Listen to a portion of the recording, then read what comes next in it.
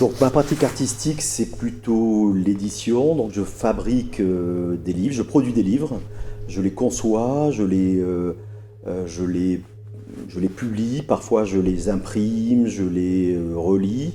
Euh, Tout est dans l'édition. Donc l'édition, les livres sont faits à partir d'images trouvées, plutôt de collections d'images que soit j'ai trouvées online ou alors mes propres images. Voilà, donc mes projets sont tous tournés autour de l'édition.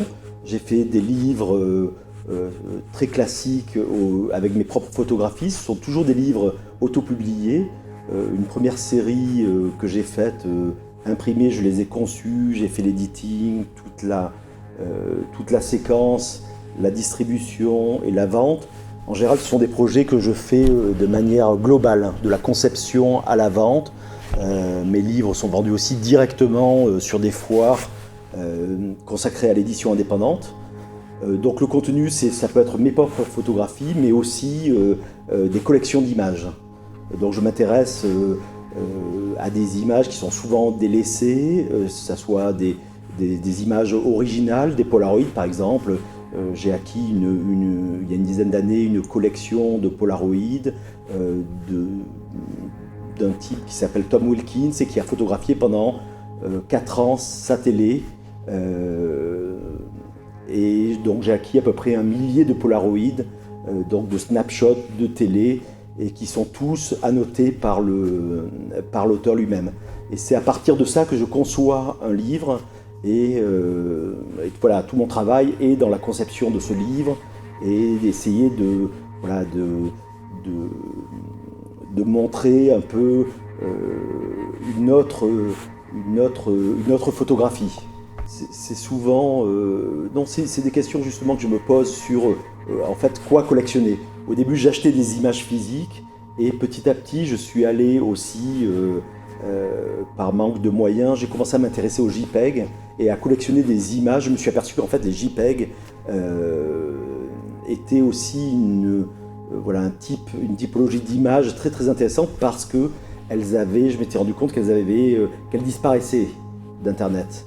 Donc je me suis mis à enregistrer des JPEG. C'est vrai que c'est une collection assez écologique aussi parce que ça coûte rien, c'est facile à stocker, ça a des qualités, ça a ses propres qualités. Et donc c'est vrai que récemment je me suis mis à beaucoup collectionner le JPEG. Et donc là cette histoire de Richard Prince a commencé pas dans l'idée de faire un livre mais plutôt dans l'idée en fait, l'histoire, c'est Richard Prince. En 2015, Richard Prince est sur Instagram. Il poste quasiment tous les jours des images, mais c'était avant les stories. Et donc, en fait, il ne laisse aucune image plus de 24 heures sur son compte Instagram. Et le compte est assez fascinant parce qu'il y a un vrai langage de l'image. On fait un véritable voyage à l'intérieur de sa tête, de son esprit et de son atelier. Donc, il poste des images rétrospectives, mais aussi des images qu'il invente ou des captures d'écran de son téléphone. Et le fait qu'il enlève ces images au bout de 24 heures, la plupart du temps, quand je vais sur son compte, il n'y a rien. Et donc, je trouve un moyen d'enregistrer son compte. C'est-à-dire qu'à chaque fois qu'il va poster un JPEG sur son compte Instagram, mon application va chercher les JPEG sur le serveur d'Instagram et les rapatrie sur mon ordinateur. Dans l'unique obsession de voir son travail et de voir son compte. Et donc l'application est complètement autonome, enregistre des images au fur et à mesure, et un jour, je vais sur son compte, 2 ans après, en 2017, je vais sur son compte Instagram, et son compte est fermé, son compte a disparu, pour d'obscures raisons. Et là, je m'aperçois que j'ai enregistré 2664 images, et je réalise que c'est une véritable collection d'œuvres de Richard Prince. Peut-être une des plus grandes collections de photographies de Richard Prince, puisqu'elles sont toutes faites par lui-même. Elles ont toutes été prises par lui-même. Beaucoup de captures d'écran, de téléphone. Donc là, je réalise que j'ai une collection, j'ai amassé une collection assez unique d'un artiste hyper iconique de maintenant, et surtout quelqu'un qui a déjà utilisé Instagram comme un potentiel médium artistique. Donc j'ai l'idée de faire des livres qui sont donc c'est 12 volumes, 12 catalogues pour montrer les 2664 images, et chaque catalogue est glissé dans une pochette de disque qui a comme couverture une des 2664 images.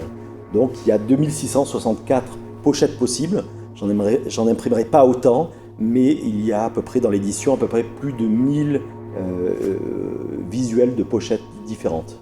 Le fil dans son intégralité n'est pas connu, c'est ça qui m'intéressait moi, c'est un peu comme une histoire, un peu comme un film, ou plutôt même je l'explique comme un concert.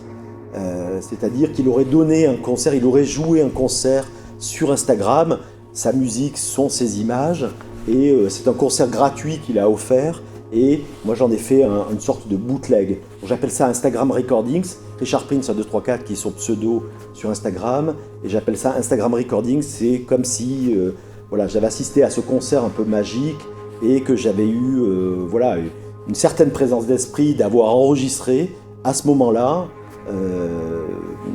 ce merveilleux concert, et de le restituer sous forme de bootleg. C'est un peu un bootleg, ce qu'on appelle en musique un bootleg, c'est-à-dire un enregistrement pirate que je restitue pour le public qui n'a pas eu la chance de voir ce concert.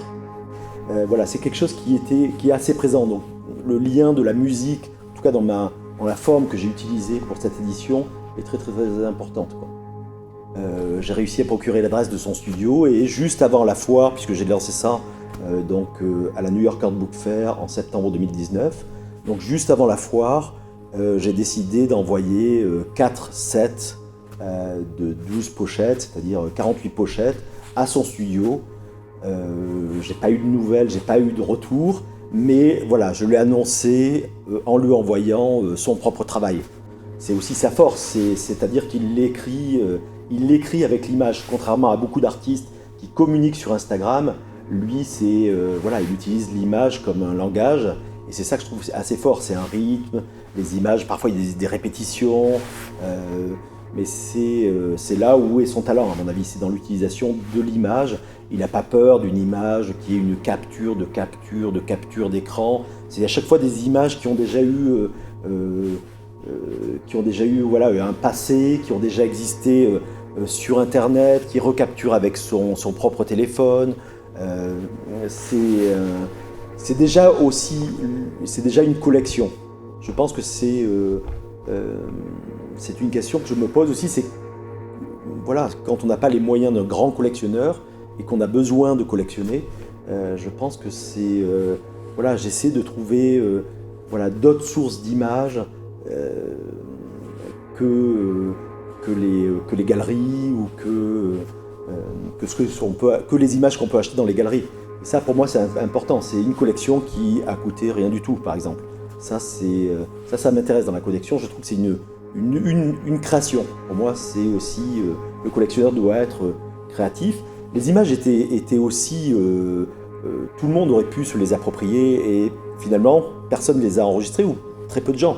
J'ai entendu dire que d'autres personnes avaient enregistré quelques-unes, mais finalement, personne n'avait saisi le moment. Et un peu comme un photographe